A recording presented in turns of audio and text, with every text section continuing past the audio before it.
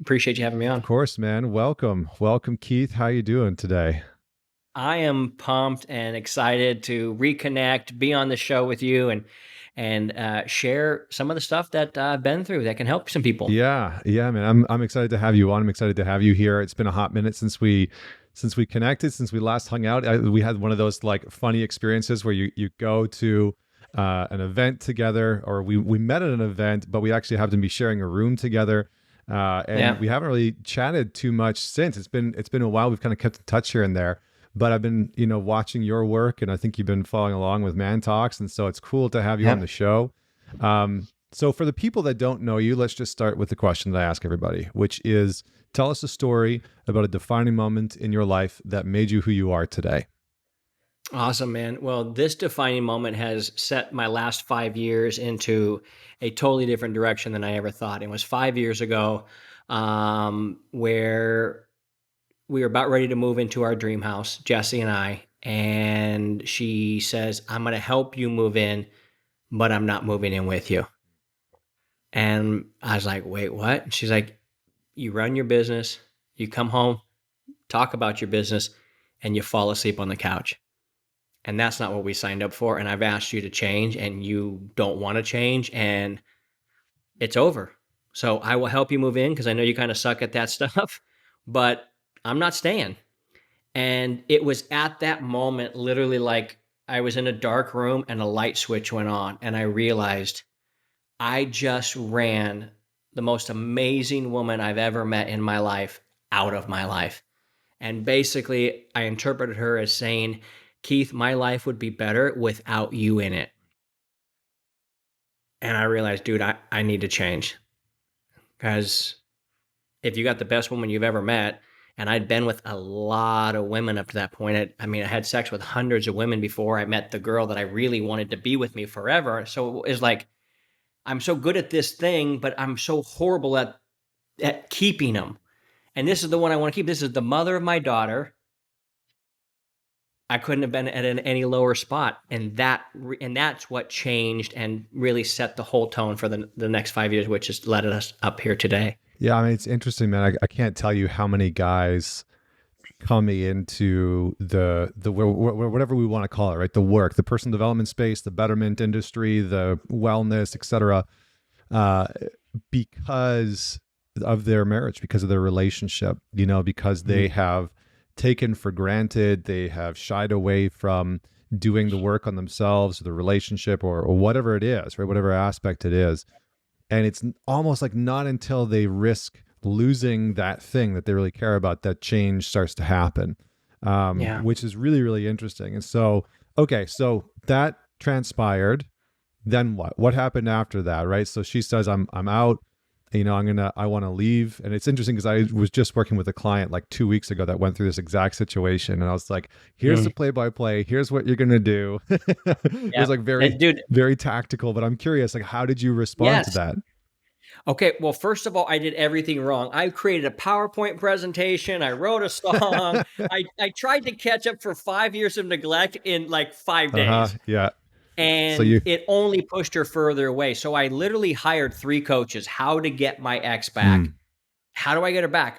And because the light bulb went on, it made me realize, all right, 95% of this is my fault, and I need to fix that. So I hired this lady, I hired this other guy, and I hired this other guy. I'm like, I want to get three perspectives, and they taught me the kind of the play by play of what to do. And interestingly enough, after a couple of weeks, I said, wait a second, am I hearing this right?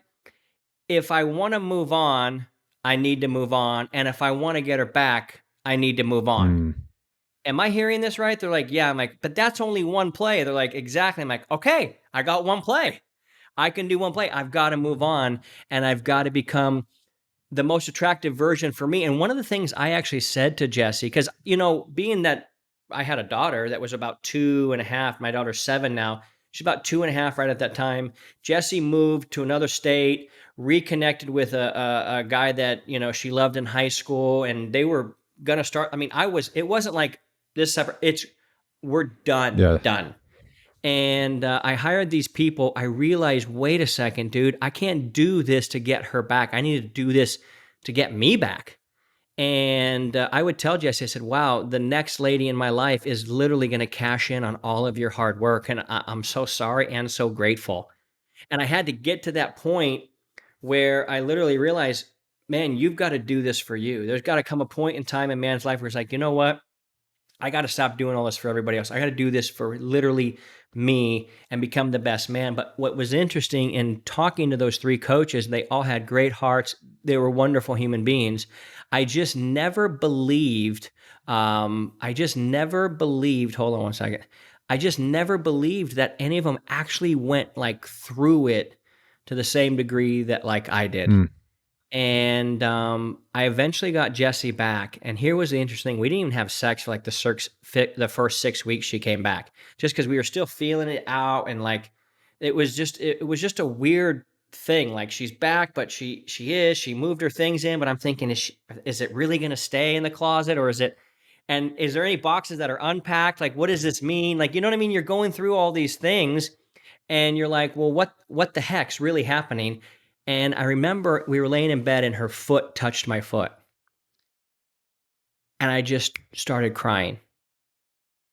And I felt like I was at the lowest. I'm like, okay, I got her back, but yet still, like, I'm still working on me. I'm trying to figure this thing out. And she's back because she wants to be in a relationship where her daughter, you know, has a mom and a dad in the same house. So it was like that awkward, clunky phase. And I felt right then my creator speak to me and says, I'm going to help you. I'm going to help you. I'm going to use you to help men get through exactly what you've been through. And you would think that would have been like some enlightening, uplifting moment. But my first thought was, and I know this is going to sound crazy, but this is what I said in my head. I'm like, I think you came to the wrong house. Because when you're that low, like when it's really that dark, like I didn't realize that I would end up within the next, couple of years, but then obviously in the next 5 years, like have the most amazing relationship that I've ever had in my entire life, where things are just firing on all cylinders. Like, you don't know that that's coming when you're in that deep pit. So I just remember crying my eyes out, going like, I think you got the wrong house, but let's see what happens. So that was the biggest defining moment, bro. Yeah, it's big, man. I mean, I feel like so many guys can relate to that, where they feel like they're at rock bottom in their marriage or their relationship. They're, they're trying to make it work. They're not too sure how to do it. So I think where I want to begin is like, from the work that you've done, from the men that you've worked with, where do you see guys going wrong in their relationships? Because I think that there's some pretty obvious ones, like the nice guy that just lives for his partner or is a complete yes man, and that leads to all sorts of complications. But what are some of the things that you see as the not the problem, but like the symptoms within the relationship, and how a man's showing up and what he's contributing to the sort of erosion of that connection and intimacy and desire? Dude, I love that you use the word erosion, because I actually use that word. It's the third step in what I call the decline of the attraction, or the erosion of the attraction. So I believe it starts over here, where a lot of men feel entitled to sex, connection, and intimacy because they provide, they protect, they produce. So it's almost like, hey, and a lot of guys say this, I'm doing this for us. The reason I work so much is I'm building this thing for us. And yet, and they go, but I'm not getting sex. I go, well, no shit, Casanova. Providing, protecting, and producing it's, yeah, you're putting food on the table and making sure if anybody barges in, you can protect them. But when was the last time you really took her out on a date and made her feel sexy? And so ultimately, I believe the entitlement leads to apathy. So they stop doing the things. Like, if every guy still acted the same way they acted when they were first trying to get laid by this new girl that they started texting, if they acted that way, dude, I'm telling you, that's how I act in my relationship now. And our sex is off the charts, our intimacy, our connection, our openness and honesty. It's like, I'm with my best friend and we like to get naked. Like, it's like the best of both worlds. So we've got the entitlement that leads to apathy, and then the apathy just totally leads, and that's why I love to use the word, the erosion of attraction, and it just starts eroding, and here's you said the word symptom. Here's what it looks like. The wife will say, I love you, but I'm not in love with you. Or, which is, I think, code for, I'm just not attracted to you. I believe kind of the punchline for a lot of it, other than if a lady really has hormone issues or some sort of trauma that she's working through that's pretty deep seated, I believe 95% of the men are just, they're no longer attractive to their wives. Mm-hmm. And so that's why for me, kind of the punchline has always been, how do I help a guy become the most attractive version of him? And if he can get to the most attractive version, even if she doesn't want him, he can have the mentality of, well, you're lost because this is as good as I get. And if you don't like me, then that's okay. But there's 100,000 other women out there that probably would like to be with me. And that's a test I always ask guys. I go, hey, listen, if your wife leaves you, do you think a hunter woman will be at your front door trying to be the next Mrs. You? If you're not confident of that, then you probably have some work to do. Mm-hmm, yeah. So as far as symptoms, another symptom is that a lot of guys, when, you know, in our marketing or stuff that people recognize, I go, has your wife stopped initiating? Is she no longer enthusiastically participating? Because a lot of times they'll just lay there and like do their civic duty. Mm-hmm. And then I go, if she's more into spreadsheets than the bed sheets, then you've got a problem. I And love I that. I honestly love look that. at it like this, It's gonna be on a t-shirt, Keith. If she's more into the spreadsheets than the bed sheets, you got a problem. Hashtag man talks. Hashtag Yes, I love it. hashtag married game. Quote it, man. I love it. And I want to be able to answer your question, but there's a couple of things I want to say to this if you're cool with that. Please, yeah. So, one of the things that I noticed is most women have, the reason they shut down sexually is because they're no longer attracted to the man. And then the man starts to, he senses there's a weakness in the force, as it were, right? And he's like, oh my God, she's no longer initiating. We used to have so much fun. And a lot of times this happens when people have kids. And I say, like, kids are the most unromantic thing ever. They're the biggest cock blocks known to man, right? Because guys aren't separating their wives from the children on a regular basis to remind them, dude, you're a sexy goddess and you turn me on. And oh, by the way, I'm a looker myself. Let's go out and remind you of what it means to be sexily sexily, I don't even know if that's a word, but just being sexy and dating and having alone time. And I found that a lot of times women just don't trust their men anymore because a lot of times they say they're going to change. They say they're going to do this. And it led me to quote a phrase where I go, when the trust is up, the lust is up. And I believe that's really true because deeply a woman's just like, you know what? And I can't trust that you're going to do what you're going to say, and I can't trust what you change. And so guys start grasping at all these things like, hey, I need to start doing more around the house, or I need to start giving her gifts, or I need to start agreeing with her more. And I go, guys, it's not that the action is wrong. It's that the attitude behind the action is wrong. You're doing this just to get something from her. And now you remind her of her kids. Yeah, she can feel it, right? She can feel 100%. Because women, I mean, like they have such a sixth sense for your intentions, And if your intentions are astray, right? It's like, oh, I bought you these flowers so that we can have sex later. Or like, I made you dinner so that you'll do this for me. It's like they feel that. And it's like, and that's not attractive. I know, like I've had a few sex therapists on the show, and they've talked about how a lot of women predominantly most women have what's called a responsive sexual desire, right? So their arousal responds to a man's turn on, a man's like advance and those types of pieces, but not when it's from a place of entitlement, right? Not when it's from a place of like, well, I made $1,000 today, and so I put food on the table, and so we should have sex. It's like, well, that's not attractive, right? That is a transaction, right? It's like, I did X, you should give me Y. And that's not intimacy, right? But for us in our rational brains, it's like, it's somewhere along the lines that makes sense, right? It's like, that makes total sense. Yeah. So, okay. So I hear you saying complacency can start to erode it. Entitlement can start to erode it. What else? I didn't mean to cut you off there, but maybe I'll just let you keep going. But are there other things that you've seen that start to erode and diminish that connection? 100%. And just to finish that thought about what, like you're saying, like we think it's all logical. And I tell guys, I go, have you tried all the logical answers? Like, yeah, but it's not working. And I say, do you know why? And they'll go, no. Or they'll come up with a reason. And I say, the reason is you're not fighting a logical battle, you're fighting a psychological one.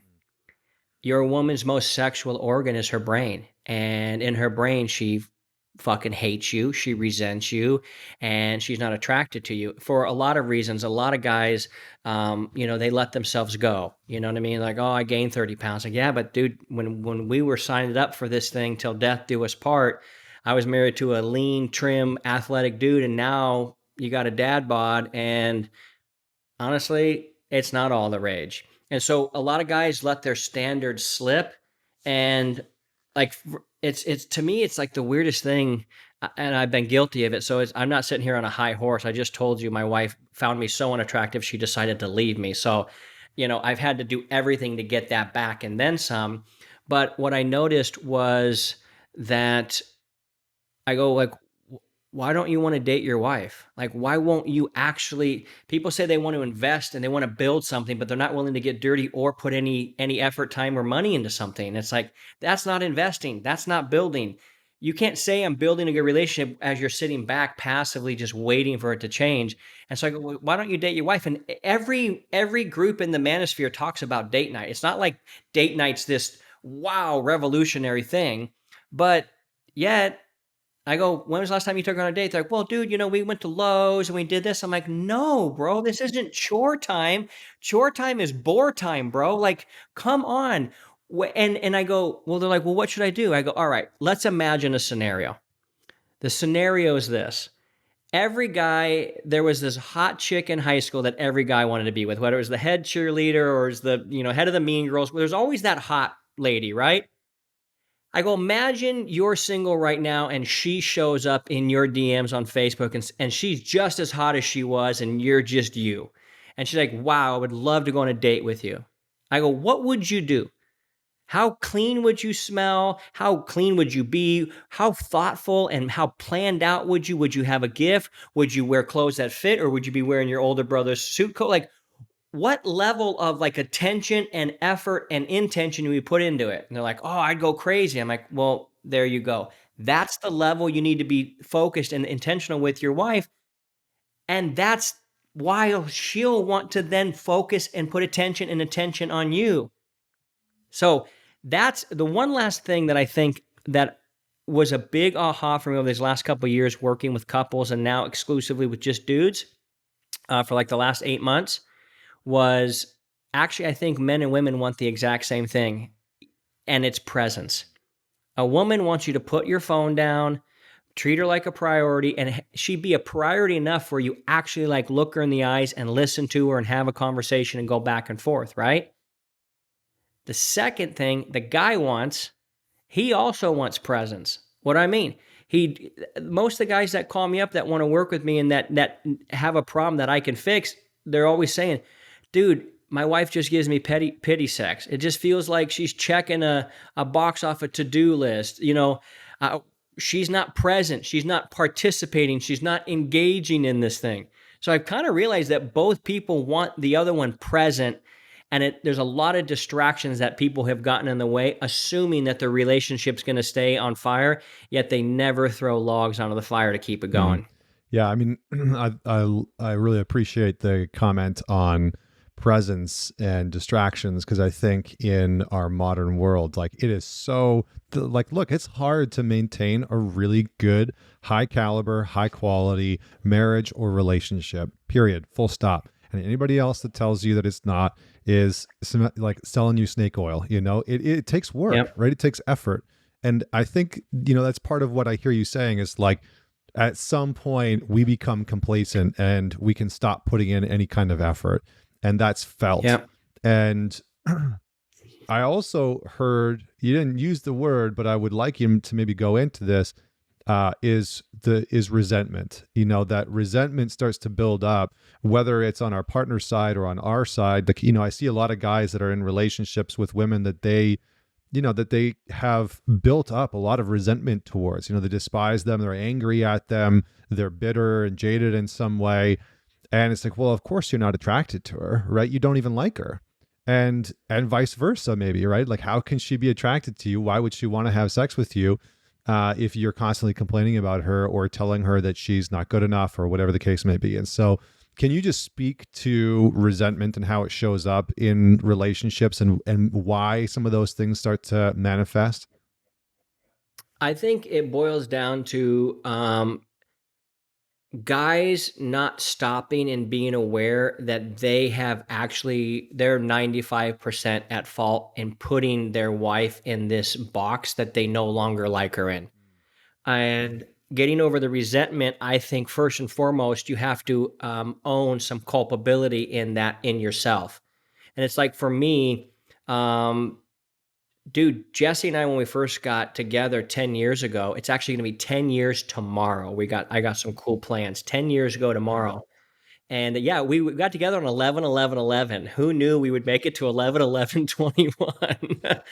And 5 years ago, we didn't. But this last 5 years, we've been till death do us part. We're in it to win it. And I'd say the resentment piece, you got to understand that, listen, we use the word grace a lot in our relationship because I think you should extend some grace to your partner if you can see this.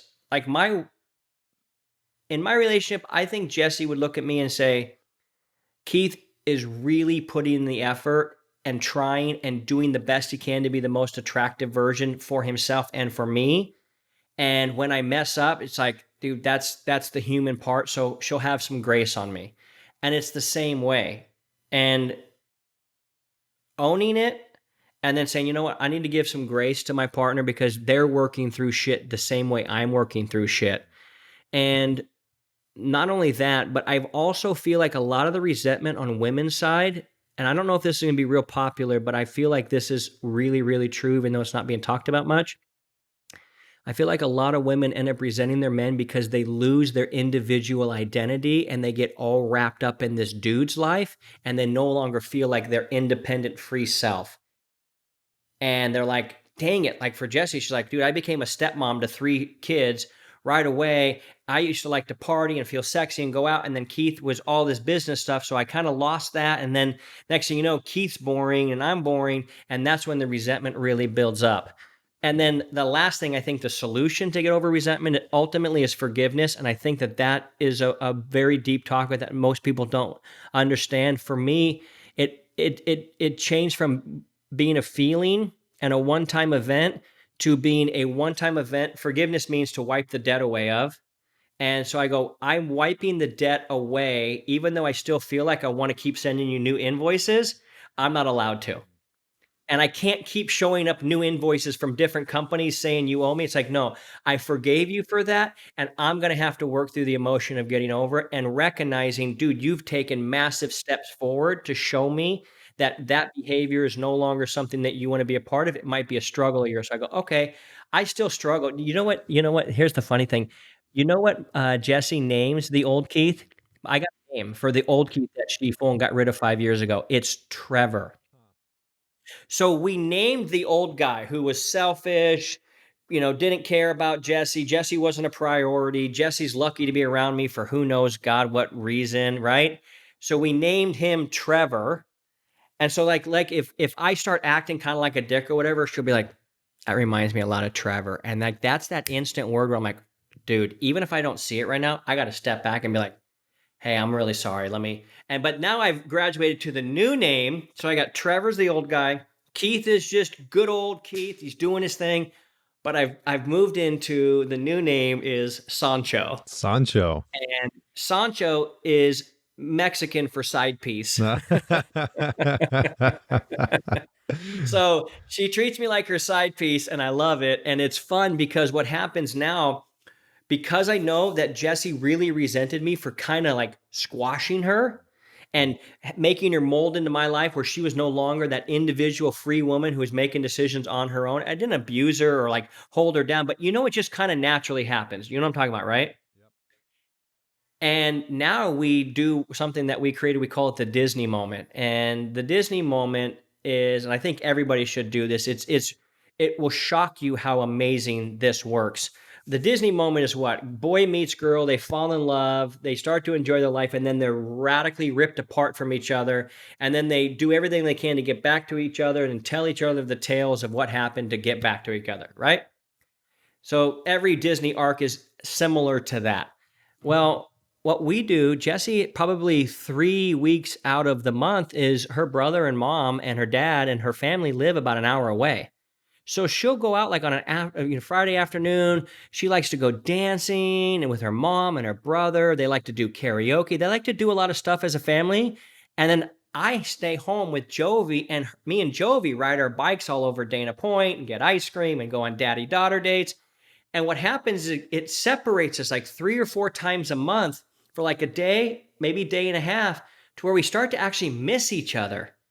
And then she's living real-time experiences. I'm living real-time experiences. So when we come back together, our individual lives, we're feeling independent, free-spirited, like doing our thing. But then when we come back, it's like, tell me about what happened. Oh my God, that's amazing. And so it creates this really cool missing and wanting and desired dynamic that we actually have artificially baked into our relationship where it wasn't before. Yeah, I love that, man, because I think that's been one of the big challenges that a lot of people have experienced over the pandemic, right? Is like all of a sudden your social network has collapsed. You can't go out, depending on where you're living, that can be quite strict. And then all of a sudden, if you're in a relationship or you're married, who are you around, right? You're around your partner just nonstop, 24 hours a day. And so you have one person that has to play the role of everything and everyone for you. Yeah. Now, for some people and for some couples, it didn't take a pandemic for that to happen, right? For some people, they fall into that dynamic, whatever you want to label that, right? Codependency, or it's just, where one or both people start to rely on the other person more than maybe is required or necessary, but that can really collapse in on the relationship. And so I love that idea. Like when my wife, Vienna, and I started dating, I was living in Vancouver and she was in New York, and it worked really well for us because we were both building businesses and careers. And I would come out for 2 weeks and then I would go back to Vancouver for a week. And then I'd come out for a week and I'd go back for 2 or 3 weeks. And it was great. And so when we moved in together, my travel schedule still maintained, right? I still kept, going to different cities and doing what I was doing. And that kept this sort of like wonderful tension within the relationship. Yeah. Like, where are you and what are you doing? And there's like this excitement, that we can get into. I think when people get into a marriage, especially long term, that's the thing that suffers, is that excitement. It really starts to suffer. So talk to me a little bit about this idea of married game. Because when you first told me about it, I was like, I love that. Like, what incredible, I don't know if it was intentional branding, but like just what a great concept. Because I think, especially within like the quote unquote manosphere, guys learn a lot about, how to approach a woman and how to talk to them and whatnot. But there really isn't a lot about like, how do you actually keep that vibrancy alive in a marriage, in a long-term relationship. And so a lot of men are blocked from, well, do I really want to be in a marriage? Do I want to commit? Because all I've heard and all I know is that shit goes downhill pretty quick, Yeah. So Yeah, exactly. talk to me a little bit about what is married game. What are some of the pieces that go into that? What does it look like? I got like 3 things I want to say at once. And I feel this when I'm talking to like my good friends. And like we were talking earlier, like you're like the one of 5 dudes I've ever shared a hotel room with just for the fun of it, right? So I'm amped up and excited because I'm like, oh my God, Connor, I want to say this, and this. So I'm going to try and piece it together. But so here, first and foremost, I love that you and I are having this conversation because we're young dudes. And I say young, I'm 42 and you're probably mid 30s. 37, yeah. 37. Okay. So what I've found you said not a lot of guys are talking about this. And I think you're right. And actually most people that talk about sex or keeping the fire stoked, this isn't all of them, but I think I can generally say that most of them are 50, frumpy, and unfuckable for the most part.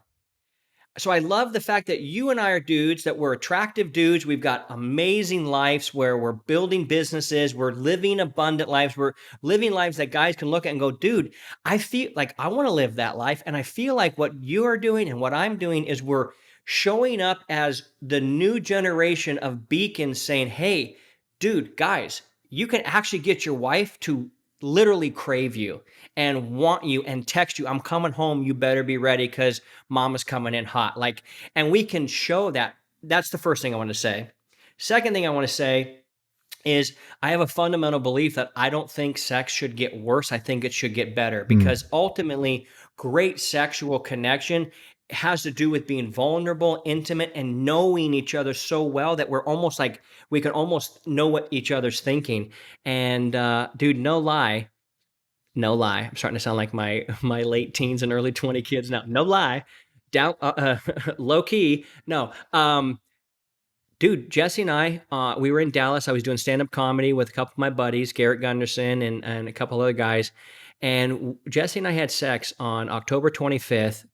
That was the greatest sex her and I have ever had, and it was the greatest sexual experience I've ever had in my entire life. Now, having been with a couple hundred women, like I'm telling you, I've got a big sample size of what we're doing.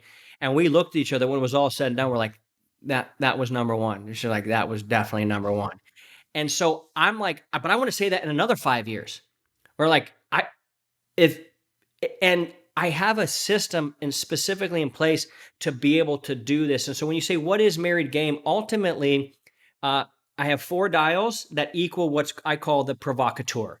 The provocateur is the man that can provoke his wife to want him again, to desire him, to initiate, to participate, and to care. And so I'll explain these dials roughly, but ultimately our mantra is I'm a provocateur every day. Every day I'm a provocateur.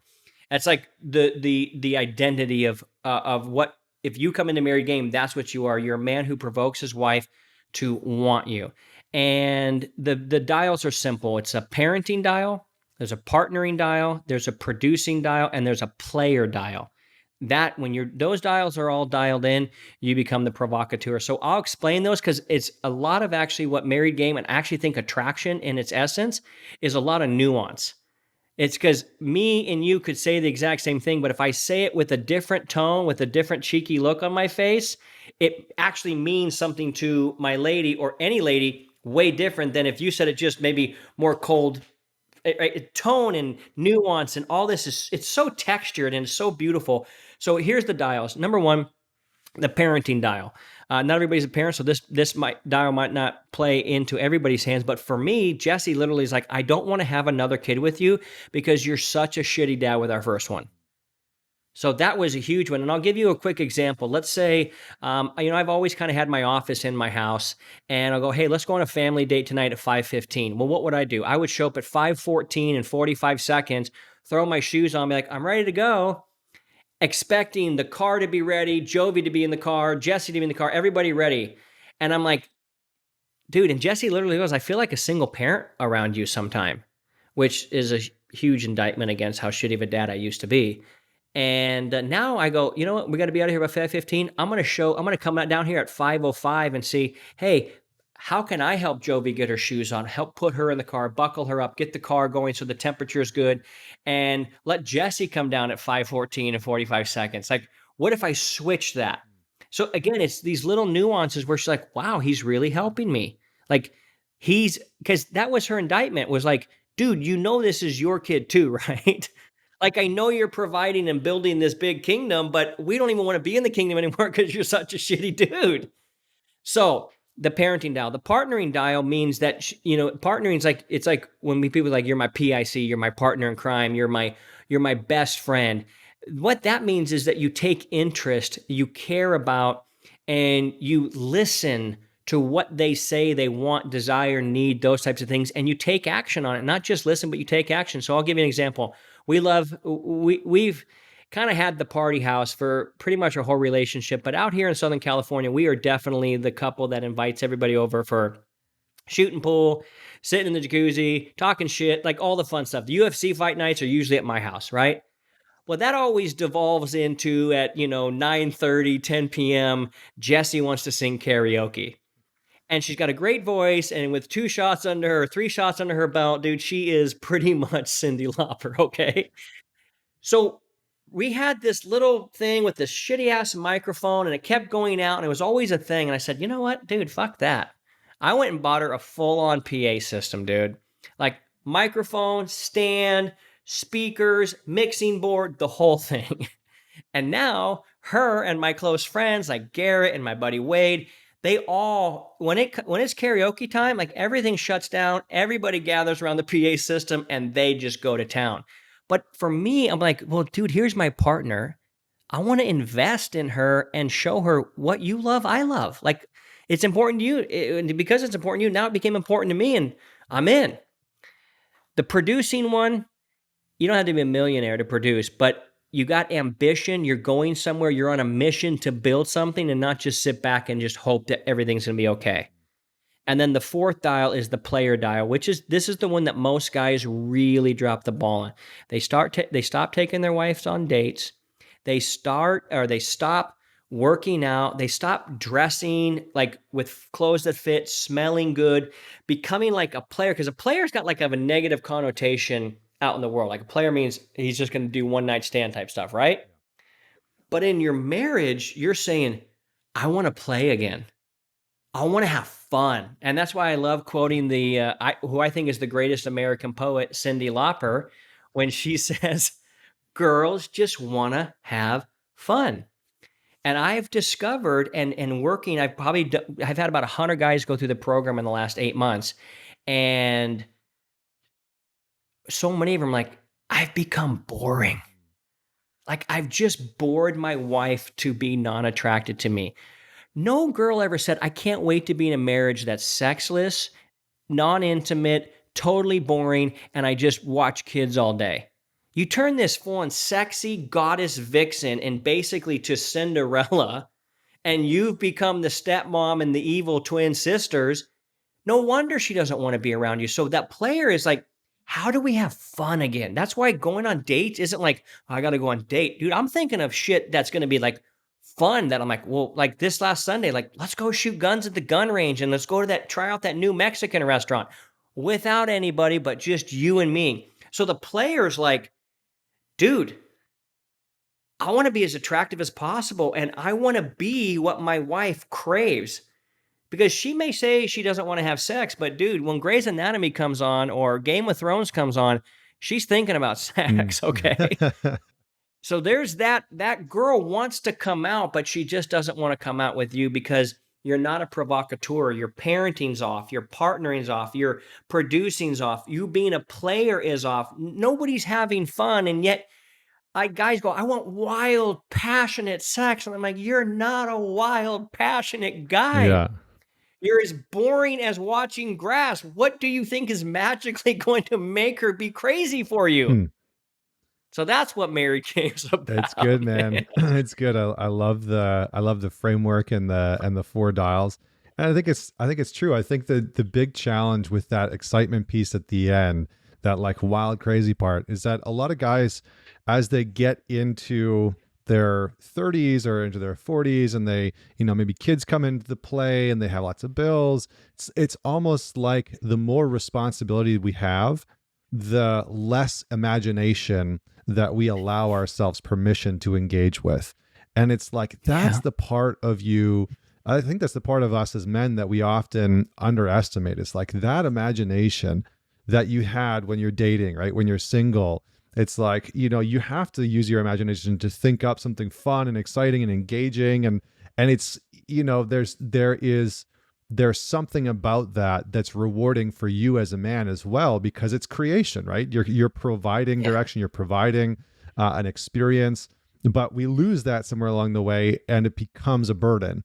And that's, I think, a big sign that there's probably erosion happening in the relationship, especially sexually or within the intimacy, is that if you look at planning a date and you think like, oh, this is such a burden, I just don't have time for this, and like outside of everything that I have to do, it's like, nah, man, that should be play, that should be freedom, that should be fun, that should be like your moment to let go of the weight of the responsibilities that you're carrying in your life, so that you can go and engage in your life with your partner, right, with your wife, whatever. So yeah, man, cool, man. I love that. Tell me a little bit more about where do men begin with this? Because maybe they're listening to like these four dials, and maybe one of them stuck out over the other. Like, where do guys actually begin if they're like, okay, this resonates with me, I've been lazy in my relationship? Where do they start? What do you recommend? In terms of, well, like where to go to find more resources, or if that's the only thing they heard, where do they start right now in their room? That's right. Yeah. Yeah, in their relationship, if they're listening to this podcast and they're like, okay, cool, I got some of this. Where do I begin? How do I execute on this? Because I think Got it. usually what I've noticed is from my listeners that they like the tactical, Yeah. stuff. Yeah. Well, dude, we're looking for a recipe or a blueprint, right? And I always look at attraction like a recipe, and then I'll explain what I think they should start, because we all have the same ingredients, but not everybody's putting them in the right order, the right amount. And so I always look at like if you're baking a cake, if you mix all the ingredients together, put it in the pan, then put it in the oven, close the oven, and then halfway through you realize, oh shit, we forgot the eggs. You don't just open the door, crack 2 eggs on top, and then close the door and be like, wow, we're going to have a great cake. No, you got a shitty cake with eggs on top. And I think what happens with a lot of guys, whether they go to counseling or whatever they do, oftentimes they're not actually working on the ingredients of the cake. They're just trying to throw shit on top, and it still tastes like dog shit.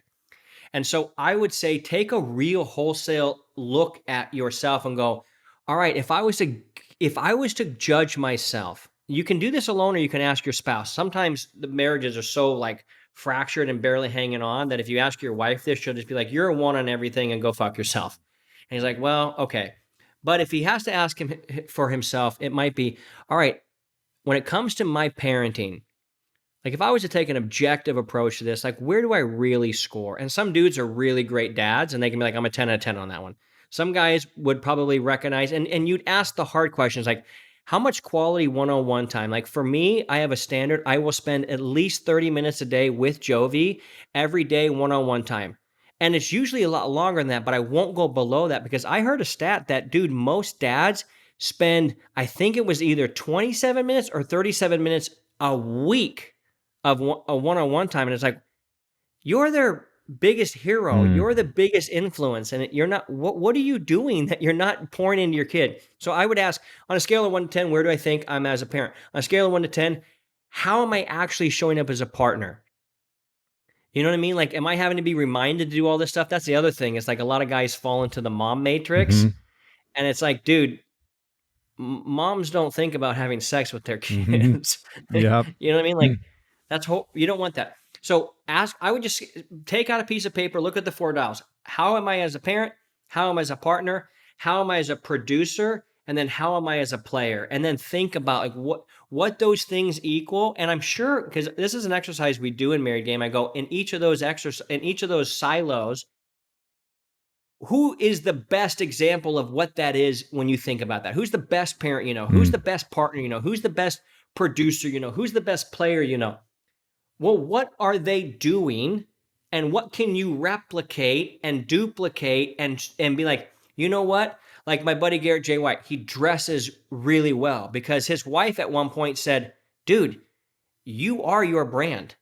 Are you a nice apple box that people are excited to open? Or are you just a full-on bag of Cheetos? Like, what are you? You know what I'm saying? And I thought that was such an interesting way of viewing that. So I think everybody has like a way of looking and going, well, what am I? What is my brand to the world? What is my brand to my wife? And then they can just simply out of 1 out of 10 on those areas and see which one they might be low on. And if they have a wife that's real honest, they can do that. We also have an assessment that we give out for free to anybody to just take to see where they're low and what score is not going so well for them. Yeah, and I think just to add to that is like look at where you can remove distractions. There's a lot of research that shows that one of the biggest challenges for women is that they're over inundated.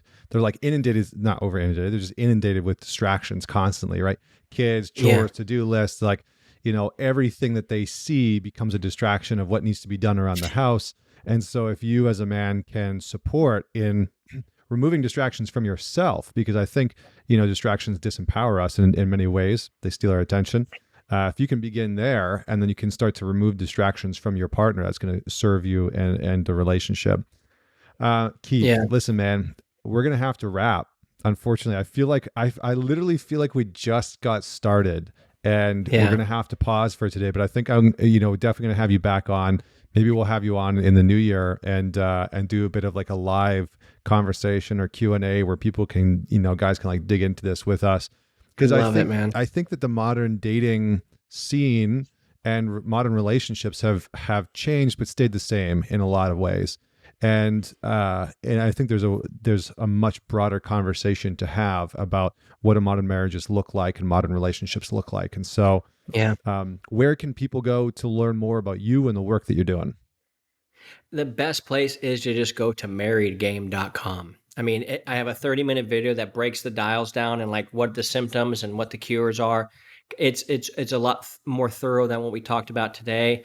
And or they can just follow me on my Instagram. I have like 2 or 3 videos every single week that are about 3 to 5 minutes where I break down a problem and a solution that guys are facing, and I really just talk about a lot of my mistakes and how I overcame them. And it was a lot of it was a perspective change for me, and realizing, oh man, I didn't see that correct. Like, I'll give you one example before we go, and that's like a lot of guys are like, dude, my wife is so obsessed with her kids. Like, dude, her DNA is she's biologically wired to care more about those young than she is about you.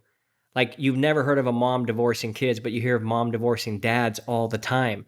So it's like, don't fight that, be a part of it. So like one of the things that my wife says, like the more you spend time with Jovi, the better dad you are, the more I'm just massively turned on by you. So I'm not doing it so she's turned on by me. I'm doing it because that's what a good dad would do.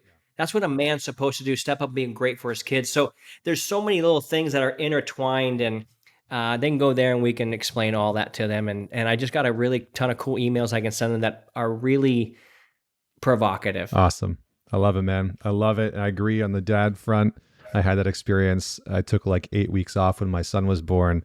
And it was so funny. It was like probably about like 2 months in, and I was just playing with him, and my wife was like, "It's so hot the way that you take care of our son." And I was like, "What?" I Yeah. was like, "What are you talking about?" I was like, I was just loving my time with him, right? And she was just like, "Seriously, like it's really sexy." And I was like, "Huh, okay." Like not Yeah. having been a father before, I hadn't even thought about that. But all right, everyone out there listening, go check out Keith's work. If you enjoyed our conversation, definitely share it with somebody in your life that you know will benefit from it. Don't forget to leave us a rating and review wherever you are listening to us. And if you're watching this on YouTube, then put your questions and comments in the comment box below, and we'll do our best to get back to you. But until next week, this is Connor Beaton signing off.